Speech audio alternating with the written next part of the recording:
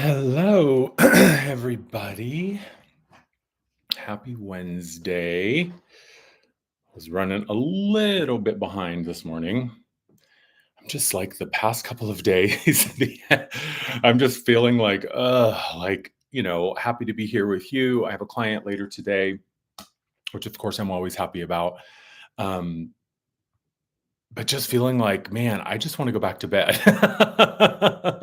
But how are you all doing here today? I hope that life is treating you well. I'm just getting myself organized here. Okay, making sure my phone is off. Yes. Hey, Kenny, I'm just loving this. Yeah, okay. This momentum, what's building. And I also, I think a lot about this. Hey, Veronique. Um, Sophia, everyone's showing up. I think, and especially with like the eclipse that we just had, I'm going to close out some of my other windows. It seemed like the connection is a little bit laggy today. So let's see what is stealing my internet juice. Um, Hi, Serena. Hi, Alicia. Thinking about like these big moments, like we just had the eclipse, the Uranus Saturn. Is it Uranus and Saturn or Uranus and Jupiter? I'm pretty sure it's Uranus and Saturn coming up. The conjunction, that's I believe begins tomorrow. Pluto and Aquarius, like Pluto and Capricorn, like all of these celestial and astrological events certainly play a part. Certainly they have an impact. And what I often have to remind myself of is these aren't necessarily definitive markers in that, like the door closing behind you and you can never get through again. Everything is cyclical, right? I talked about that a little bit yesterday, and the reality that we live in here on this planet, in this universe, is a cyclical one. And so we always have the opportunity to kind of come back around to something.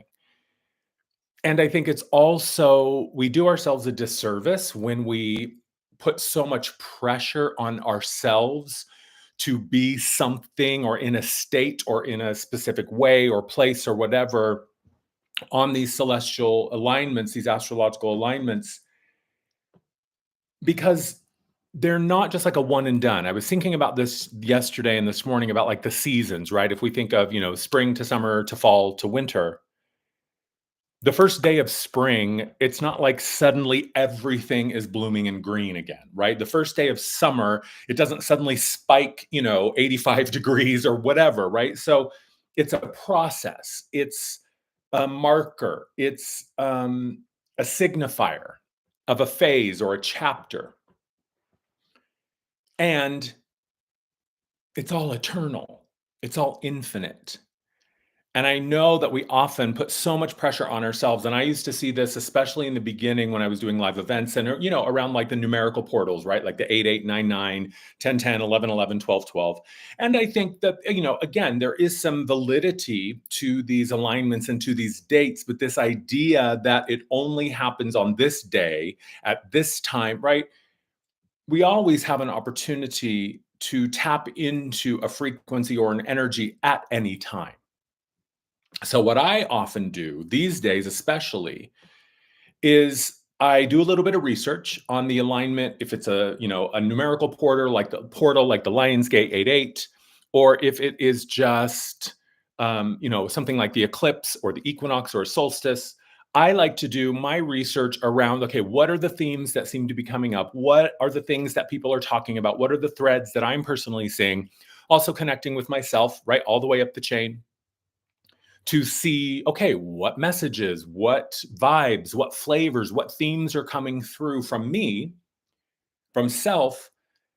And then I just like to focus on the themes and play with that energy, right? This is similar and connected to the emotional architecture. And I think I'm going to write this down to remind myself. I think I have that video listed, but if I don't, I will go ahead and I'll list it after this video or after this live. But the emotional architecture video, the emotional architecture is one of the cornerstones of my practice and really how I live my life. And this idea of, the only reason we ever choose anything, the only reason we ever want anything, the only reason we ever desire or chase anything is because of what we think the experience will be on the other side, right? The only reason that a human ever chooses anything is because of what we think the energy, emotion, or feeling or experiential experience will be on the other side, right? It's not about the car. It's about the car giving me freedom or options or choice, or it makes me feel important. It makes me feel successful. It makes me excited. It makes me happy. Maybe you just love cars and you want to collect them. So this same idea, right? So when we put the payoff first, right? What is it that you really want? Well, I want freedom. I want creativity. I want autonomy. I want collaboration. I want community. I want ease. I want flow. Okay, cool. So those are something that you can start choosing now, right? And I link this to the idea of these markers, these events, and the pressure that we often put on ourselves, like, oh my God, I had a bad thought on 11/11. Oh my God, I cursed someone on the day of the eclipse. Oh my God, I cussed and had a negative thought. So you're just being human. That's part of the human experience. To be human is to be imperfect. It is inherent in our experience. That's the beauty of it, right? It's a permission slip to play and experience and fail and succeed and experiment and see and try. So when you flip it and you go, okay, well, if what I really want is just ease, flow, and connection, I can start to manifest to, build the momentum for ease, flow, and connection now. I don't need to wait for the eclipse. I can choose to be in whatever state I prefer at any time. Now, these markers, these moments, like Sophia is saying, is space weather. They can certainly inform us, right? If I'm planning a picnic on a day when it might rain, maybe I should rethink my plans or I should have a plan B. It's the same thing with the eclipse. Of course, I'm going to be mindful. I'm going to be in that place to connect and be open, as best I can remember to. But this idea that if I'm not completely, in this sort of 12th dimensional hypnotic meditative state for 36 hours before the exact alignment of, Pluto and Capricorn, somehow I'm going to be left behind. Girl, no. The universe isn't testing you. The universe isn't waiting for an opportunity to screw you over. This is not a punitive reality. So when we give ourselves the freedom, because freedom really begins with you. And when you give yourself permission to be curious, when you give yourself permission to try another thing or the other thing or something else, and sometimes, like we were talking about yesterday, sometimes the other thing is just do nothing. Just sit and watch, allow, expect, wait.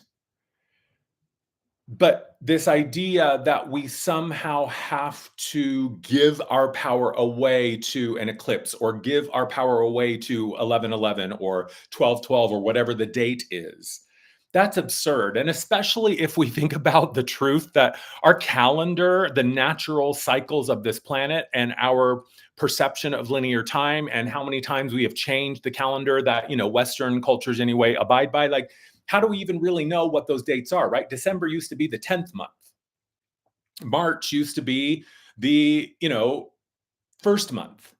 So this idea that these exact dates are exact, and that if I'm not lining up with some sort of imagined portal or energetic column, shaft of light, that I'm going to miss the boat. No, like I was saying yesterday, if your intention is to make the most of a specific moment or time or alignment, that's really the most important thing.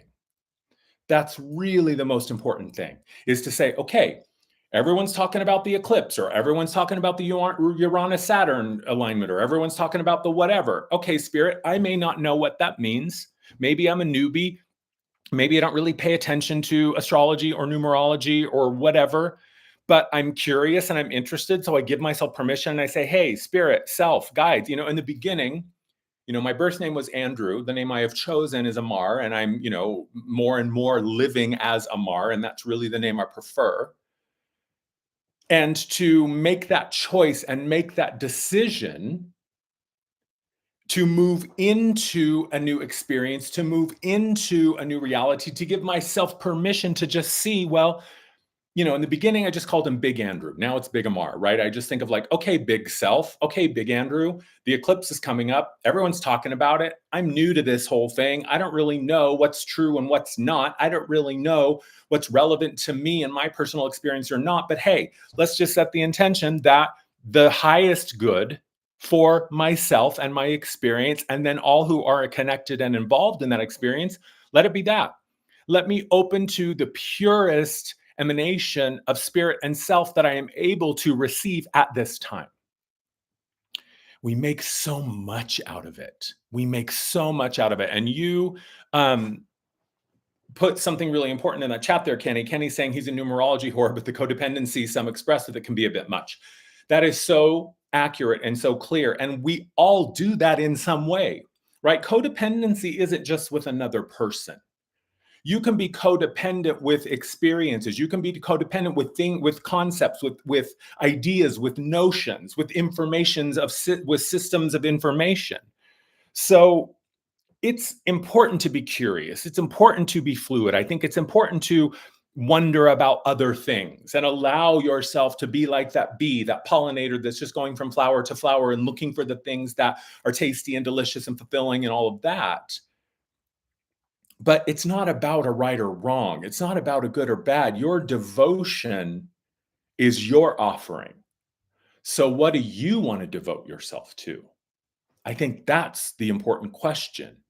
You know, in this series, the WTF series, What the WTF series, we're on day 8. By the way, for those of you who are new, if you're interested in joining the live chat, all you have to do is be a subscriber. I have it set to subscribers only to, comment in the chat. So if you want to participate in the conversation, all you have to do is subscribe. But I love these conversations because I think that really, there's a couple of things at play. I think that in terms of themes that we're dealing with and dancing with here. But I think one of the most important ones is just allowing ourselves to be curious, allowing ourselves to ask, well, what haven't I tried? Well, what else is possible? Well, what would I like to see? What would I like to experience? What would I like the fabric of my experience to be woven from? And if we begin to kind of imagine and picture it and visualize and bring it to life, and again, using energy, feeling, emotion, or experiential words, joy, communication, collaboration, community, autonomy, balance, flow, ease, whatever the vibration or the flavor of the experience that you prefer is, you just slowly begin to call those things into your life. You slowly become curious about where those things already exist, because regardless of where we may be currently focused, right? Our perception, our belief system, and our stories that we're telling about ourselves and the world and what's currently going on, yes, that points us in a very specific direction. I like to think of it as like a script or a screenplay. As a screenwriter or a scriptwriter, or even just a novelist, to someone who writes fiction, it's important that your character have a theme, have a vibe, have a flavor, have an archetype. And when you're writing a story about them, you begin to see, well, there are certain things that this character will and won't do. And there's also layers of stuff that are available to this character, but they don't see it or they don't think they are because of the story that they tell about themselves. So when you begin to look at your life and go, well, yeah, okay, we can acknowledge that as a child, up until you were legally, free or an adult or emancipated or whatever, up until that time, we don't really have a lot of authority, most of us, about who we are and what we do and how we express ourselves. I was watching Tom Papa. I think he's a hilarious comedian, and he's a parent, and he was talking about, being a kid is sort of like an 18-year hostage situation. Like, you don't really have any freedom. You don't really have any choice. And so we can say, well, my parents told me that's what was true, and my church or my teacher or my whoever. Okay, sure. We can absolutely make room for the fact that the majority of humans, especially in the first phases of life, are just kind of living as what they were told they were. Whether or not it's true, whether or not it's really something that they fully embody, we still often play these roles that were just sort of thrust upon us. And then at some point we begin to question, well, is that really what I want? Is that really true? For me, one of the biggest ones was having 2 parents who were teachers. It was kind of a baked in expectation that I was going to go to college. There was nothing further from what I wanted to do than go to fucking college and sit and for 3 to 6 years listening to someone try. I didn't understand the point. I didn't understand the point. Now that was because there was nothing specific that I wanted to study. Had I been interested in biology or medicine or horticulture or anything as a child, I probably would have been able to come. My point here is at some point, and this I think is really a lot of where we are right now as a collective species, as humans. At some point, we have to be willing to make new choices. We have to be willing to question how we've been operating and really ask ourselves, do I want to continue this? Is this sustainable? Is this reciprocal? Is this even fun? Is this even enjoyable? Is there anything that is a shred of fulfillment? And if the answer is no, hey, Pixie, then you have the right. And like I said a couple of days ago, I think you kind of have a duty to yourself to begin to question, is this the kind of world I want to wake up in? And whether that's on a macro, global scale, whether that's more of like a national or even smaller, like a state or your neighborhood or your block, or whether it's super micro and it's just you and your life and the day to day. The question of what do I really want to experience? What do I want the bulk of my life to be woven from? What are the choices that I'm making? What am I investing myself in? What am I saying yes to? And I think as we're seeing through these conversations, yeah, that's a good one too, King, is we're beginning to see people asking different questions, new questions, harder questions, more challenging questions. And I think that that is so important because you can't unring those bells. And once you realize that something is shifting, and here's the other thing. By the time you are aware of something happening at the level of physicality, it is already well underway. It's like any other, this is another piece that I think so many of us forget about, is the cycle that we are currently in the midst of is a revolutionary one. Many of the things that are happening within these cycles have never happened on this planet with this species while they're still in the body. So, the majority of the things that we are experiencing now, we have no framework or historical reference for, but that does not change the fact that the simple truths, the capital T truths, are always true.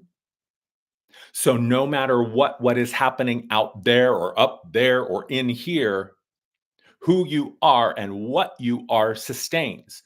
The universal truths sustain.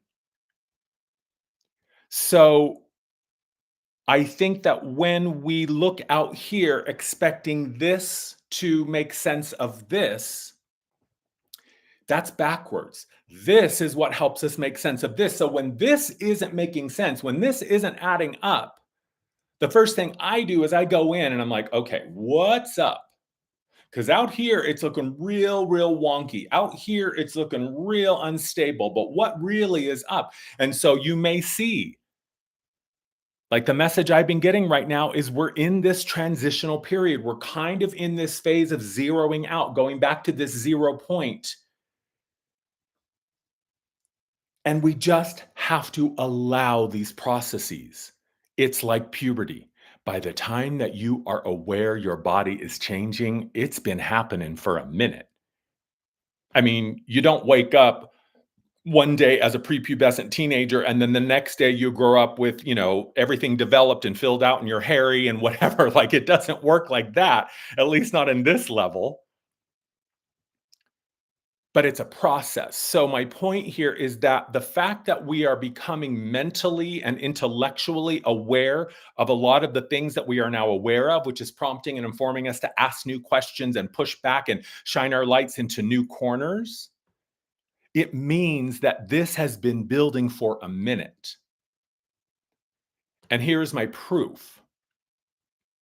And I love this question. It's a little bit of a trick question, but I'm going to ask it anyway. What was the first step in building the airplane? And we're going to talk about the Wright brothers just for the sake of argument. Yes, I know other people built the plane first, but that's not the topic of conversation today. Today, we're talking about what is the first step of building an airplane. When the Wright brothers at Kitty Hawk or wherever they were before they got to Kitty Hawk were deciding, oh, I want to, build this. What was the first step? The first step is sitting down and looking up at the sky and going, I wonder what it would be like to fly. The first step is not a draft. The first step is not a blueprint. The first step is not even, it's a question. The first step is a question. Because here's how energy works. It first comes in as an impulse, right? It connects with the divine mind, the higher mind, the true mind, which is where you and your higher self, your expanded self can communicate.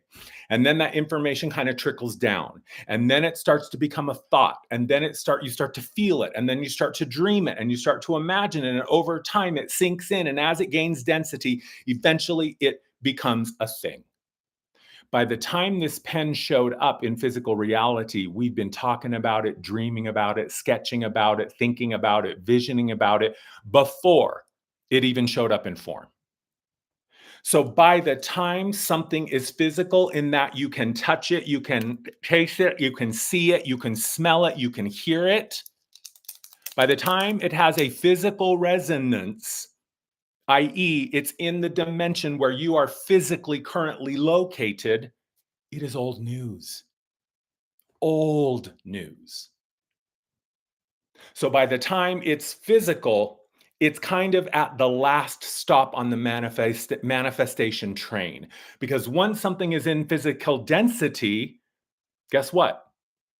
The only place left for this to go is now entropy. Now it starts to decay. Now it starts to fall apart. Now it starts to dissolve and disintegrate. Because we have now divested our focus from this. This is already a pen. I don't need to think about it. I don't need to vision it or dream it. It's here. It's done, right? So we're done. We're moving on. My energy is already 10 steps ahead thinking about the next iteration of this pen. So by the time something is physical, you've been playing with it, dancing with it, experiencing it on other planes of your awareness for quite some time. So when something shows up in your physicality, it's not new, it is complete. This is why when we have a physical illness or an ailment, oftentimes there is a chain that we can move back up and see where the message started, right? And when we talk about choice, it's not choice of chocolate or vanilla, stay or go. It's choice over time. If you spend 20 years denying yourself at every turn, you are going to create a geometric reality where you are not honored and served. And as you continue to deny and say no to yourself, and then you begin to say, what the fuck is happening? Why doesn't anyone see me? Why can't I get what I want? Why doesn't anyone think that I'm important or that my needs are valid? Well, it starts with you. And if you aren't even willing to acknowledge and say that your needs are valid, if you aren't even willing to stand up and say, hey, what about me? Closed mouths don't get fed. So it's not about blame. It's not about like, oh, ha, ha, you got sick, it's your fault. No, it's simply a question. How do I proceed now? What aspect of me would most benefit my circumstances now? So by the time you can engage with something physically, it's old news. This is oftentimes why we find ourselves going, oh my God, I can't deal with this one more time. Well, first you dealt with it energetically, then you dealt with it intellectually, then you dealt with it emotionally, and now you're finally dealing with it physically. So many times we go through the same thing over and over because we have to hit it at all levels. Because the body ultimately has to have a physical experience of it. A physical reality requires a physical experience. That's why we have to do. That's why humans ultimately have to be the executor and they have to choose. They have to decide. They have to take an action. That's the masculine self, the chooser. And the masculine that does not live and move in service of the feminine is just the bull in the china shop. It's chaos, it's violence, it's aggression, it's toxicity. So the masculine needs the feminine for the why. Why am I doing this? Because I want peace, because I want ease, because I want flow, because I want community, because I want collaboration, because I want freedom.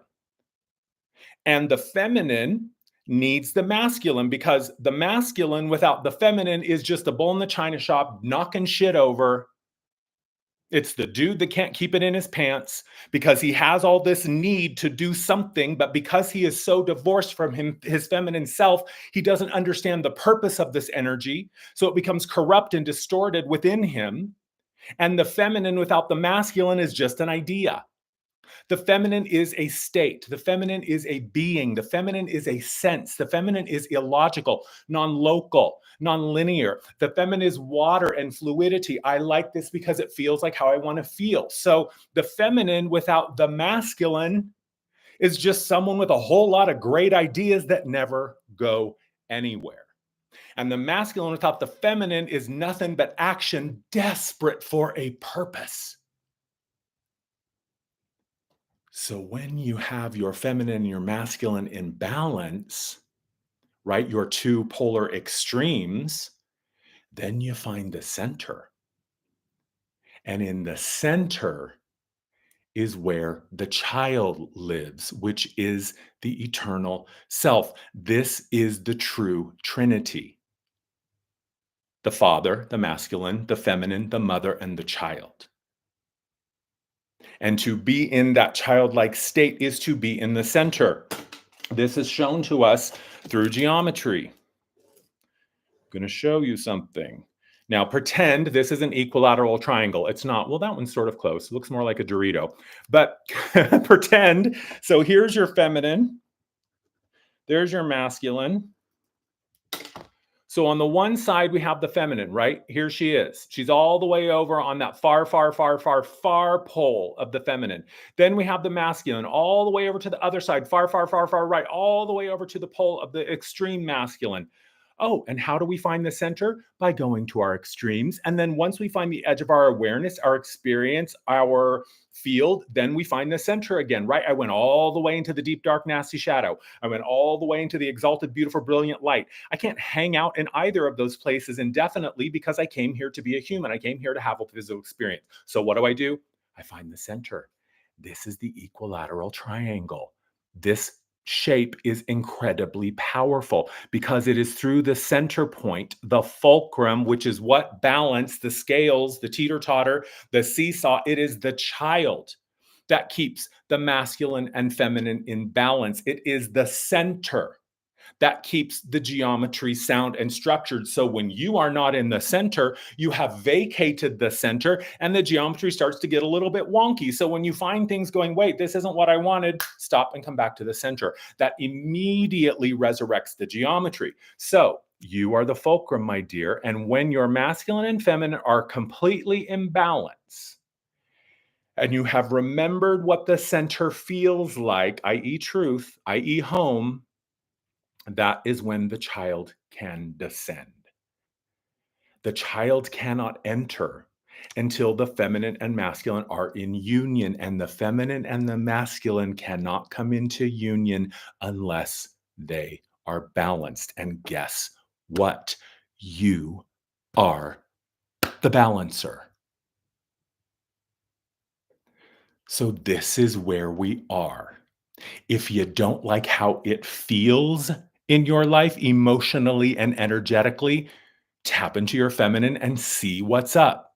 If you don't like the actions and the things and the directions and the physical experiences that you are creating and experiencing, tap into your masculine and see what's up. It's not about blame, it's about accountability. If you knew that you had the ability to within you to rectify, reconcile, and heal anything within your reality, wouldn't you want people to tell you, hey, this is where you fell asleep. Hey, there's your blind spot. Hey, there's where you allowed yourself to be minimized and victimized. I understand that when we're in a place of difficulty, to hear someone say, well, at some point it was chosen. And there's a time and a place. Look, if someone comes to me and says, oh my God, my parent just died, I just got cancer, and my dog is sick, I'm not going to say to them, oh, well, where did you choose that? Oh, well, where'd you create that reality? No, of course, the first thing I offer is going to be compassion. Oh my God, come in, have a seat. Are you hungry? Are you thirsty? What can I do? Give you a hug, right? Let you come in, feel safe, feel seen, feel welcomed. Just like with anybody in my life that I love and care for, I would be kind and compassionate. I'm not going to say to them, oh, well, you chose that girl. How does that feel? No.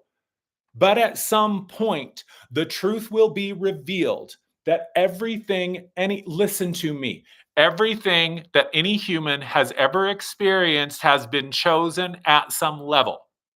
When it doesn't make sense from your physical perspective, when you find yourself looking around your physical life going, what the WTF? That is merely evidence that the pieces are being moved by a higher aspect of your awareness that can see down the block and down the road.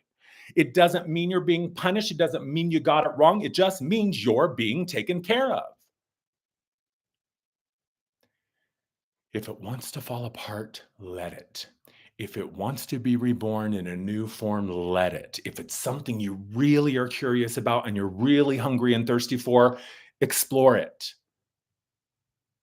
But don't for a second ever, ever, ever fucking ever buy the lie that anyone currently walking around in one of these human suits is more powerful, more creative, more masterful, or more loved or more divine than you are. It all comes from one place, my dear. There is the source, and everything comes from the source. So, how can two glasses of water from the same ocean be unequal? They're not. So when you find yourself feeling disempowered, feeling stuck, feeling lost, it's just evidence that you have temporarily forgotten who you are. And I'm here to remind you. If you ever forget, yes, Mel, like, share, and subscribe. So that's what I have for you today. I do have a client in about 20 minutes, so I need to cut this one short. Thank you, thank you, thank you, thank you, thank you for your participation, for showing up, for connecting. Thank you for your donations. PayPal and Stripe links are in the description below. Thank you for signing up for the newsletter. Thank you for sharing. Thank you for liking. Thank you for subscribing. And I mean that legitimately, not in just the corny, stupid social media creator way. Like, really, this is getting things moving. This is breaking up the logjam. This is melting the ice flow. There is real movement happening. So don't stop. Keep sharing, keep talking, keep asking, keep questioning again. Keep gently, compassionately, and lovingly pushing back. Are you sure that's true? Do you really believe it? How do you know? You can say it with love in your heart and a smile on your face. Truth is its own dagger. It doesn't need you to jam it in. It just needs to be presented. That's it. The light doesn't need anything but to be let in. You just turn on the switch and it's there. It's the same thing with truth. You just deliver it. It's not a weapon to be used to destroy. Truth will do that all on its own. Okay. Love you all. See you tomorrow for day 9. Wow, we're just cruising all right along. Love you guys. Have a fantastic day. I'll see you tomorrow. Bye, everybody.